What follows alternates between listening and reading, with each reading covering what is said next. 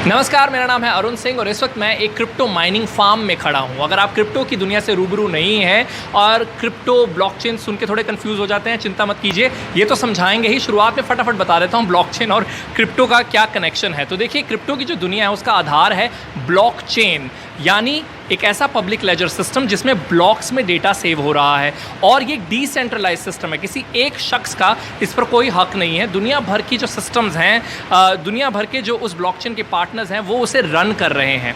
Run कैसे कर रहे हैं? आप कोई ट्रांजैक्शन करते हैं तो उसे वैलिडेट करना होता है। वैलिडेट करने वाले माइनर्स होते हैं, वो लोग जो माइन करते हैं कुछ इस तरीके से। वैलिडेशन ट्रांजैक्शन की होती है कॉम्प्लेक्स एल्गोरिथमिक प्रॉब्लम को सॉल्व करते हुए।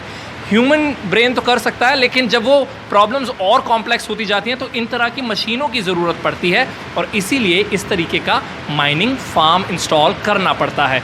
इस वक्त हम रोहतक में हैं। रोहतक का एक पालिका बाज़ार है, बड़ा ही बिजी बाज़ार है। उसके पास हुडा कॉम्प्लेक्स मार्केट है जहाँ पर ये एक इतना बड़ा माइनिंग फार्म लगा हुआ है। GPUs यानी ग्राफिक प्रोसेसिंग जो यूनिट है 300 से ज़्यादा लगे हुए हैं।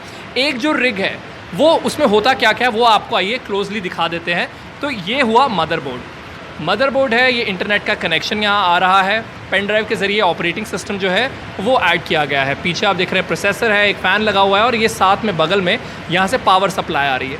इसके ऊपर जो आप देख रहे हैं ये GPUs हैं, अलग अलग कंपनीज़ के GPUs यहाँ पर इंस्टॉल्ड हैं और इस पूरी माइनिंग फार्म में 300 से ज़्यादा GPUs हैं। इस वक्त जब मैं बात कर रहा हूँ थोड़ा पसीने भी आ रहे हैं, गर्मी लग रही है क्योंकि बहुत ज़्यादा हीट प्रोड्यूस हो रही है और हीट प्रोडक्शन का मतलब इलेक्ट्रिसिटी भी बहुत खाई जा रही है। तो इलेक्ट्रिसिटी का जहाँ तक सवाल है तो इस पूरे माइनिंग फार्म का लगभग 3 लाख रुपए का एक महीने का इलेक्ट्रिसिटी का बिल आता है।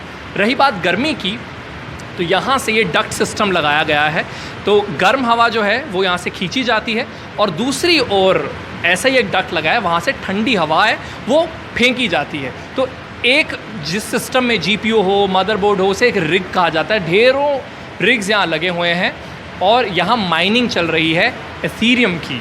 इसके अलावा भी इन सिस्टम्स का इस्तेमाल जो लोग किसी और काम के लिए करना चाहते हैं, ब्लॉकचेन या फिर क्रिप्टो के लिए नहीं, किसी और काम के लिए उन्हें हैवी सिस्टम की ज़रूरत है, तो ये कंपनी जहाँ पर हम खड़े हैं वो उन सर्विसेज के लिए भी ये इन सिस्टम्स को ऑफ़र करते हैं।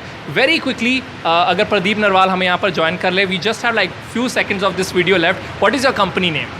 New Age Soft Soul Private Limited. Okay, और ये पैंडेमिक में आपने शुरुआत किया है इससे? या बिल्कुल। ठीक है, rapid fire round, 3 questions. Is mining profitable? Yes. Okay, and can one start mining at comfort of their home? Yes they can. Yes. And third, do you expect any regulation to come in India for mining? क्योंकि अभी जो है cost of acquisition में गिना नहीं जाता mining, यानी जब आप अपना टैक्स फाइल करते हैं तो आप प्रॉफिट से डिडक्ट नहीं कर सकते अपने माइनिंग की कॉस्ट। तो आप मानते हैं कि आगे का रास्ता जो है वो साफ है, थोड़ा बेहतर हो सकता है?